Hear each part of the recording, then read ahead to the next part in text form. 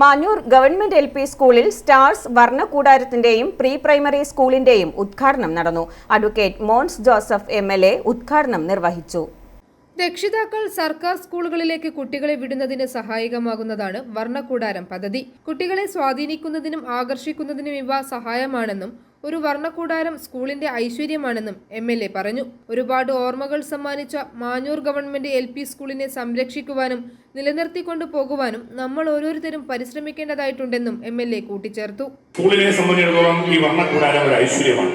കാരണം കുട്ടികൾക്ക് അവരുടെ മനസ്സിനെ സ്വാധീനിക്കുന്നത് മാത്രമല്ല, രക്ഷിതാക്കൾക്കും സ്കൂളിലേക്ക് കുട്ടികളെ അയക്കുന്നതിന് ഇതെല്ലാം ഇപ്പോൾ അത്യന്താപേക്ഷിതമാണ്.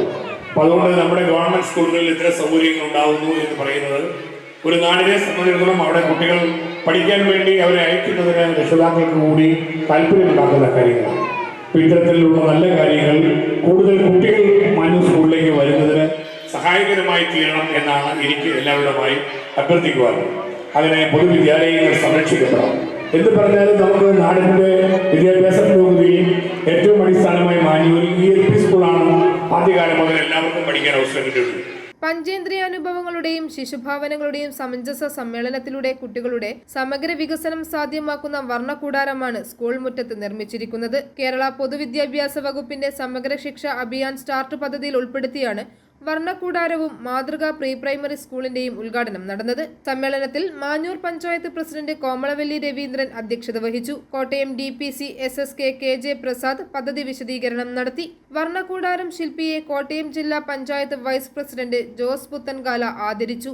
Manjoor panchayat vice president Biju Sebastian, block panchayat മെമ്പർമാരായ ആൻസി മാത്യു, ലൂക്കോസ് മാക്കിൽ, ആരോഗ്യ വിദ്യാഭ്യാസ standing committee chairperson Jainy Thomas, ക്ഷേമകാര്യ standing committee chairperson Chacko Mathai, വികസനകാര്യ standing committee chairperson Salima Jolly, Kuravilangad AEO Jayachandran Pillai, DPO SSK doctor Anitha S, Kuravilangad BPC Satheesh Joseph, മെമ്പർമാരായ ആൻസി സിബി, സുനു ജോർജ്, ബിനോ സക്കറിയാസ്, സാലിമോൾ ജോസഫ്, പ്രീ പ്രൈമറി അധ്യാപക ലേഖായ എന്നിവർ സംസാരിച്ചു.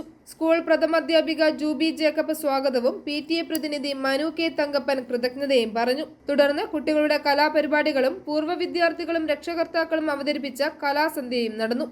i4A news, Ettumanoor.